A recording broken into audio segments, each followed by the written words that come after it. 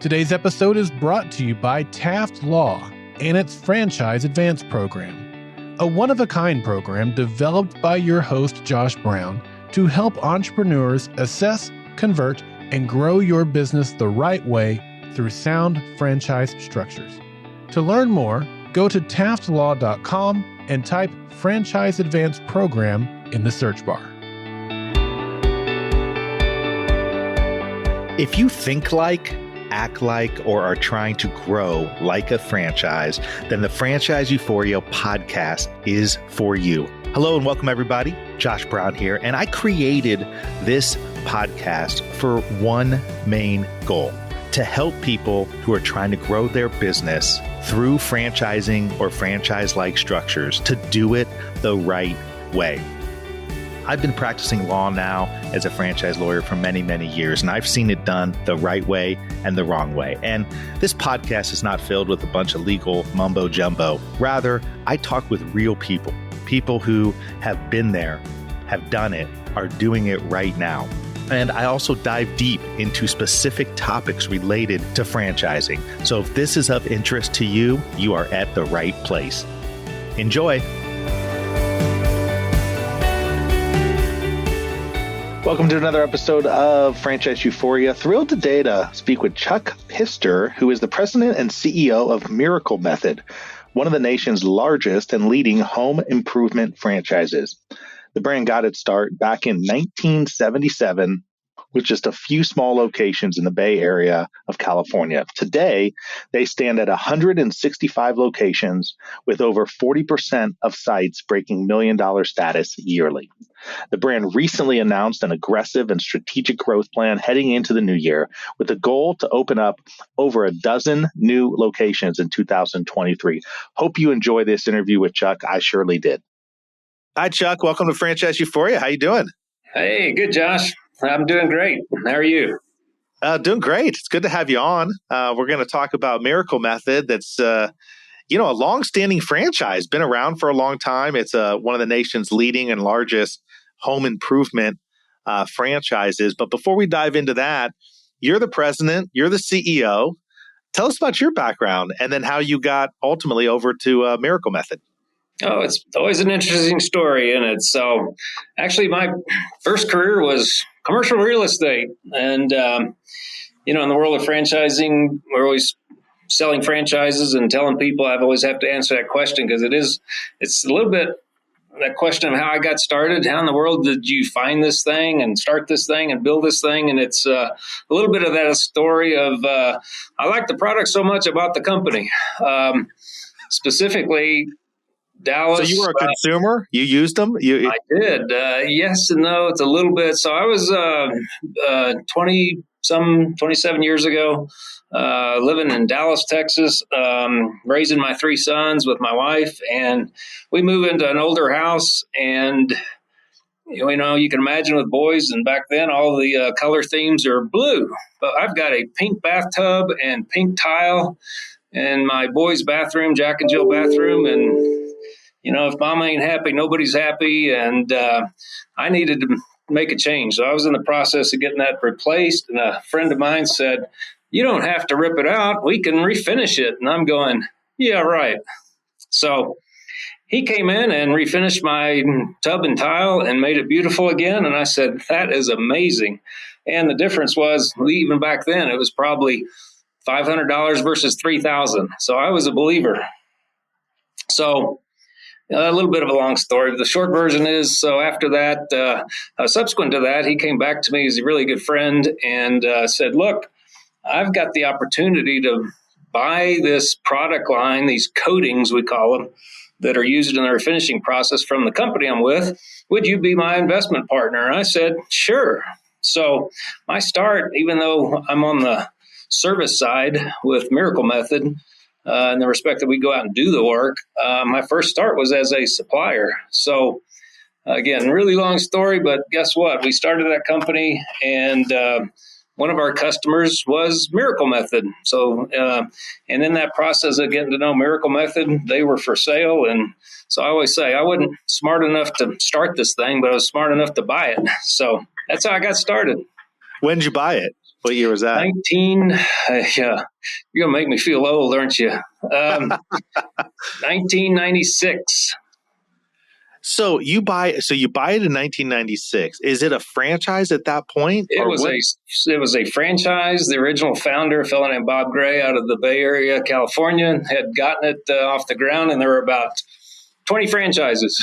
And it was interesting to me because he did a good job getting started, but it had some fundamentals, but I would say he didn't really have the vision, the marketing vision, and the operational, organizational vision to take it any further. And it was having some problems, actually. But the really interesting part to me was the success the franchisees were having, the fundamentals, and something called a bonding agent, which, little side note, it's pretty interesting. That in our business, and again, for listeners that might be going, what the heck is refinishing? We go in and make baths and kitchens beautiful again by restoring and renovating instead of replacing. So we go in and do repairs and apply a new coating, a new finish. Well, the key to a good refinishing job is how do you get these high-tech acrylics and coatings to bond or stick to a new finish? And it's called a bonding agent. Well, pretty interesting because that bonding agent is still the same formula. It's a proprietary secret formula, if you will, still in use after 40 years because it's in that category. If it ain't broke, don't fix it. It's more coveted than the Coca-Cola formula. Well, and people go, well, is it patented? And I go, nope. Same. And actually, it's interesting you bring that up. It's the same reason Coca-Cola's formula is not patented. Why? Patents expire. That's exactly Coca-Cola's right. been around a lot longer than we have, but if we had patented that formula, everybody would have it because we've been around 40 years. Yeah, and that's one of the things about a patent, right, is you're actually publicizing it out there, and then it goes away eventually. That's correct. Yeah, this would be a trade secret for you guys that you guys continue to maintain. That's really correct. Cool. It's a great story. And you know, when you bought it in the 90s, 96, did you guys offer all of the services that you offer today? Because I looked at your website coming in, and it's a full display of different home improvement type opportunities. Yeah, no, in actuality, it's, we always tell people we're somewhat low tech in the respect that we're renovating baths and kitchens. But you know what? The interesting part in our business has been the technology improvements. I'm not talking the computers or the phones I'm talking about the technology of these coatings. They're getting better, faster, stronger. And so what happens, if you go back to the fundamentals of what Miracle Method does, we help fix people's problems in their bath and kitchen because we're going to update that look. We're going to do repairs. Well, as the technology of the coatings is advanced, that just gives us that many more things we can fix. So it's been really interesting because initially, really, Miracle Method started years and years ago as just a bathtub refinishing company. We are now doing tile walls, tile floors, countertops. We do bathroom partitions, we do sinks, we do vanities. So, no, it's pretty amazing now what we can actually repair and restore. So you come into this and you got a background in real estate and maybe a different kind of background coming in. You come in, it's got 20 locations. Now I think today from the materials I saw, you guys are at 165 or more than that. What's the first thing you do when you come in and you're sitting there at 20? I mean, you probably are making sure you did some due diligence. You probably looked at the various locations, how they were doing. Are the franchisees happy? Who's upset? Who's not?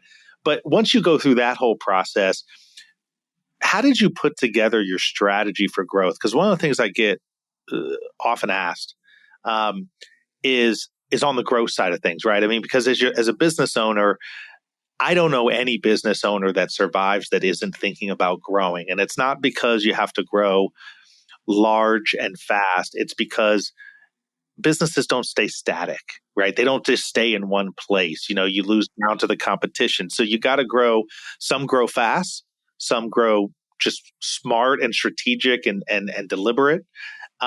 Sometimes, in between. But I'm curious, when you come to this, really not with a background in this. What was your strategy and how did you decide to grow? I think it's actually, I can give you it really real world. It happened. It's just, to me, was pretty natural, but you're right. There were a lot of unknowns because I didn't have a franchise background. But the first thing I did was I took a Excel spreadsheet and I put the 20 names and franchises and contact information, and I sent it out, and my phone blew up and everybody's going, "This is great." We had no idea who the other 19 franchises were, and prior management, prior franchisor didn't want us talking to each other. And of course I really? go, "Oh, why? Why don't?" So I think it's a little bit of, the golden rule, treat people right. And, and so they became very excited to have somebody who cared about them, and then the collaboration. So that's what I always say, the traditional route of a franchisor is to come up with a new way of cooking hamburgers and do it better than anybody and start it from, zero and grow it. Well, I did. And I leveraged off the franchisees, because even when I started at 25 years ago, the franchisees had been in business for 15 years. So they were just looking for, so the technical process was there, but the collaboration and the organizational experience wasn't there. So just by treating people right, I think, was the first thing, and just encouraging the growth and having a little vision. And, once again, I leveraged off my own experience, saying this is an awesome process. And, we haven't talked a lot about the cost savings, but it is when you start comparing $500 to effectively get a like new bathtub and tile surround versus $3,000, I said, hey, there's a business there. That's right. Did you spend, I imagine you probably spent a lot of time learning from the franchisees too. Like you said, they've been doing it for 15 years. You probably came in thinking, I got to learn from these guys, which of course built up a camaraderie, built up respect, kind of showed a humbleness to the whole idea, I would imagine, and probably got you to get to know them pretty well. Yep. And I think the other thing that was strategic, I think, along the way was the idea that even though we had franchisees who'd been doing this a long time, there was still the aspect of, you're right, I didn't know it all. I wanted to know it all. So I opened a franchise. So we're based in Colorado Springs, but we also run the Colorado Springs franchise, because there's the idea of you can talk the talk, but walking the talk's a lot different. So, well, when you run a location too, and you could probably think of this, like you said, you can sit there as a franchisor and not run locations. And what happens, I hear a lot about is, you hear franchisees talking about this and about that. And some of it you might not necessarily believe, or you might not know is really happening. But if you're running your own shop, you're probably going to be dealing with the same issues. Right. So the ability for us to test things, whether it's marketing or technical or admin type issues, we can initiate them, we can test them, we can roll them out as a beta to our 4 or 5 top franchises. It's worked really well. We do when we do training. The new franchisees come here to train for 3 weeks. There's a shop time, there's class time, but more importantly, there's on the job training. So it just it helps a lot, and so I think that helped improve things dramatically. I think it was within the first 60 days we realized we needed, that was way back when in some respects. So internet, the website, the web marketing, digital marketing, as well as a competitive CRM. So all of that, it's different. I think is why some franchisees get frustrated but we really do, and have built a staff that's really compassionate about helping our franchisees become successful. So until you're walking in those shoes and realize I don't have a good CRM, I don't have a good process. I'm not saying we're perfect, but I think we do a really good job supporting our franchisees. And these franchisees, I got to think in this kind of a business, it's a referral business. And so I got to imagine the franchisees are making friends with a lot of realtors and other companies that go into the home where there may be referral opportunity. Is that a big part of it in terms of when you're looking for a franchisee and you're looking for the ideal franchisee to come into your system? I got to think you're looking at somebody who can get out there and sell the services directly, but really make great relationships. It is. So it's interesting. We get this asked a lot as far as, so where do all your franchisees come from? What's the common denominator? What's the common industry? There isn't any, but what is common is typically they've got sales experience, they're competitive, and probably have some kind of management experience. But I think the fundamental, again, back to what we do, solve people's problems. So you got to be a people person. You got to have that interest in helping people. And we have, it's interesting, we have a very competitive group, and whether it's maybe they played sports, it almost doesn't matter, but it's we have a lot of friendly competition. Everybody knows what their monthly sales are. We do the annual recognition at our convention of top performers, and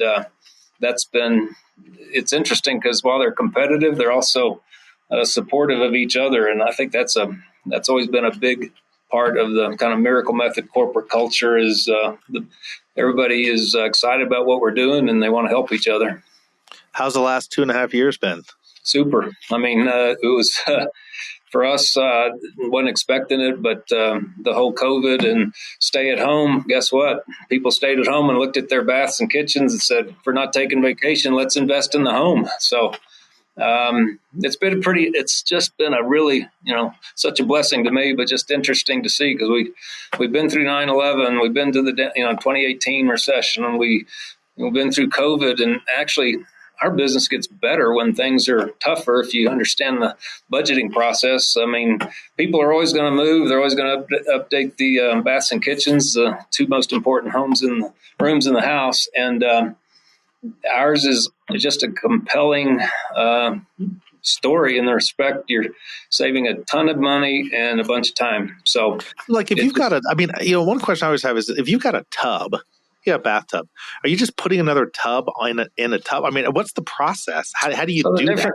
Yeah, it's interesting because there are companies that do that, and we always or if it's cracked or something like that, you're just like, how do you? So in our business, a lot of times we talk about ugly. We fix ugly. In fact, we'll use that in some of our marketing. Well, what's ugly? If we're talking about a bathtub, a tub may be the wrong color. It may be damaged. It can have a low spot. It might be rusted. It might be chipped. There are a lot of things that will make a tub, ugly. And we say, look, there are only 3 ways to fix ugly. You either rip it out and replace it, you cover it up, or you have us repair and restore it. That's it. Those are only 3 ways to fix the problem. And so what's really interesting, if you look at the price points, most expensive way is replacing it. If you cover up with a liner system, that's almost as costly as replacing it. And we're going to be 70% less than that. Today's cost, replacing a tub is at least $5,000, and our average cost to refinish it is around $600 to $700. So the difference is what we're doing is we're not replacing, we're not covering up. We are actually going in and repairing the cracks, the chips, even a hole, the low spot, and then we're applying these high-tech acrylics that are very, very hard, very durable, designer colors, look like stone, they can be solid colors. So not only we fixing it, we're going to make it look just like new again. So that's the process. If you watch this, it says, well, it looks like you're spray painting it. Well, and it's not paint, but it is a spray process. So that's what it looks like. So you guys are going into a little bit of an expansion mode going into 2023. I think you're looking to sell, a dozen or so new locations. At least. Yeah. So tell me, well, number one, where are you looking? Do you have specific geographic locations you're looking at? There's some target markets. We'd really like to be in Las Vegas and Albuquerque and Birmingham and some places where we're just not. And maybe, we're really spread across, everything from East Coast to West Coast. So while we're pleased that we're over 160 locations, we think we could have as many as 500. So there's some markets that need, that are sold out, but most of them still have territories available. So We've always said that, look, baths and kitchens are pretty, it almost doesn't matter where, every city's got them. So if you got baths and kitchens, then there's a market. And usually we're looking at metropolitan areas with at least 300 population or more. But, it's, and I think the other thing that's really interesting is people sometimes perceive this as kind of the man in the van, the owner operator. And we had made that decision back in 2018 to really move to more of a manager model. And to make that point, I think it's some 40% of our franchises, they do over $1 million in sales every year. So it's for the major markets anyway, we're especially looking for managers, and there is plenty of business. So that's kind of Tell me about that. So talk a little bit, break that down a little bit in terms of the difference between the man in the van and the manager model. So the man in the van, the owner operator, he's got a job. And that, there's nothing wrong with that, but he's having to do everything. So he's answering the phone, he's going out doing the work, he's doing the marketing. But our managers, they're managing people to do that, and we have.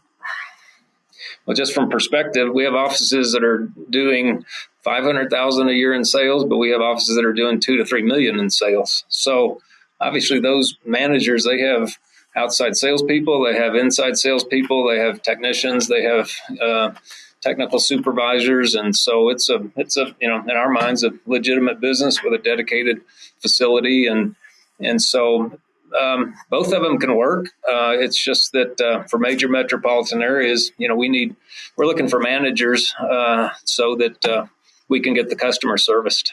So, is that what you look at in terms of background? Every franchisor has an idea of the prototypical franchisee. It may be broad, but it sounds like with your model, you're looking for somebody who probably has some pretty good organizational skills, being able to deal and manage with people, hire people, because ultimately you're saying, listen, if you're going to be successful here and drive the most revenue, you're not going to be going to every stop yourself. You're going to be hiring the right people to do it and making sure that you're taking care of them.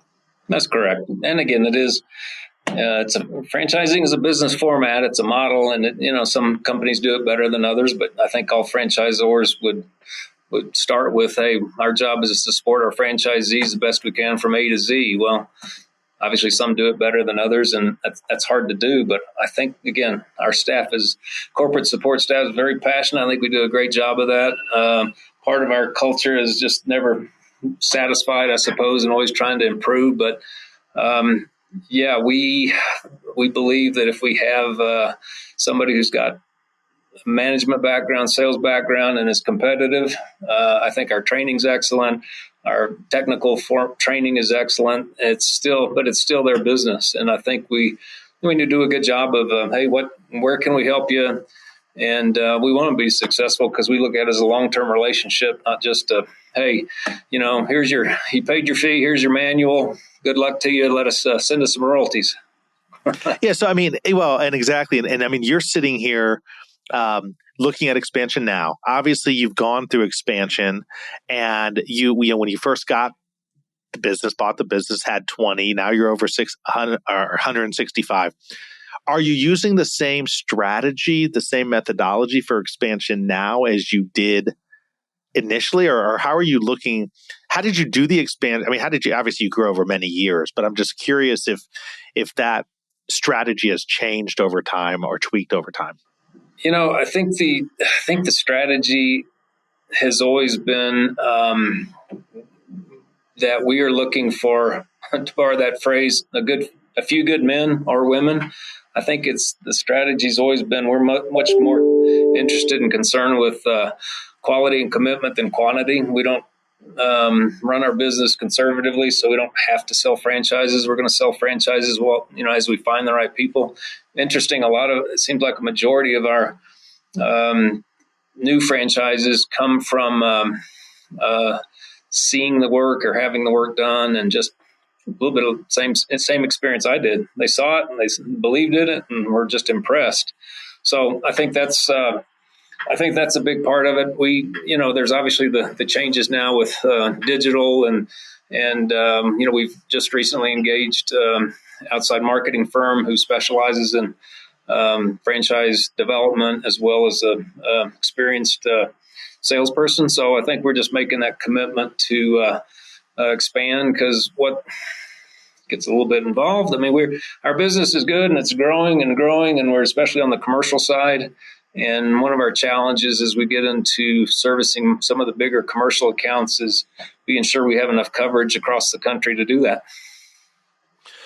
Well, thank you, Chuck, for coming along and sharing a little bit. A really impressive story. If anybody wants to learn more about Miracle Method, you can go to miraclemethod.com. That's miraclemethod.com. Sounds like it's the best place to go. Absolutely. You can see some pictures. I'm looking at some pictures here. Some really, really nice looking pictures. I'll tell you, I mean, well, I don't have to tell you this, but obviously with rising interest rates and where the economy is, to your point earlier, I mean, you had COVID, which of course was not good for everybody, but for your business, when you're dealing with a home improvement business, is good. Now, obviously, as you got higher interest rates, you got maybe a little bit of a slowdown in the economy. People are always looking to where, hey, can I repair this thing instead of maybe replacing the whole thing? So I think you guys are well positioned for growth. One of the things, just to touch on that, because what's interesting now is we're about 60% of our business is residential, but 40% of it's commercial, and we see that swinging, and actually may swing pretty hard because, it's interesting because refinishing's been around, but now the commercial folks are realizing how much refinishing can help them, and sometimes it's not cost saving. Sometimes their window to make these updates and upgrades is so short, and so we do a lot of work for hotels and colleges and hospitals, and so that also has helped a lot to diversify our cash flow and business in general, even if there is a recession, because commercial seems to be a little bit more needs oriented. Hey, we need this done because I'm a hotel and I have a hole in my fiberglass unit. I can't rent the room. Can you fix it? And the answer is yes. Whereas residential might be a little bit, hey, I'd like it to be pretty, but maybe I can wait a little bit longer to do that. So anyway, just a side note that. Oh, no, that's good. I had no idea you guys did the commercial side. That's good to know, right? I mean, it makes sense too. And I'll tell a little story. I think it's okay. I mean, we're new in the relationship, but we had kind of back in 2018 decided, hey, we need to really push into commercial and focused on strategically kind of five or so main industries, such as, again, hospitals, hotels, senior living, colleges. And so that served us well. But recently we had an interesting story. We did really good work for a facility manager at a college, and he left that job. We actually did a lot of work for him, and he moved over to a company called Amtrak.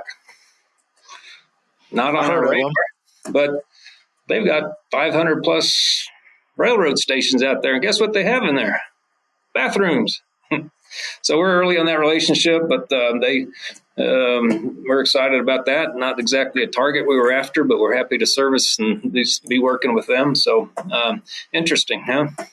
Well, I'm going to have to call my local one here in the Indianapolis area because we got a bathtub that's got a crack in it that needs to be repaired and maybe a couple of other things. So I appreciate that.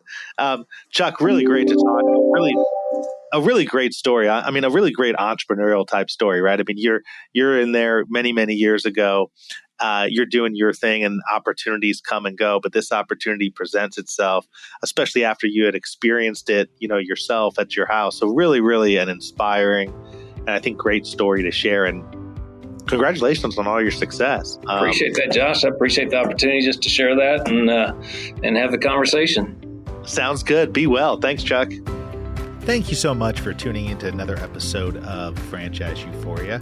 If you enjoyed it, please head over to Apple Podcasts and leave a rating and review. It really helps to get this show out to more and more people. Also, if you have any questions, have ideas for guests or topics, please email me, josh@indyfranchiselaw.com. That's josh@indyfranchiselaw.com. And finally, please note that this podcast is for entertainment and educational purposes and is not in any way, shape, or form meant to be any kind of legal advice. If you're seeking legal advice, please contact a lawyer. Have a great one. Happy franchising.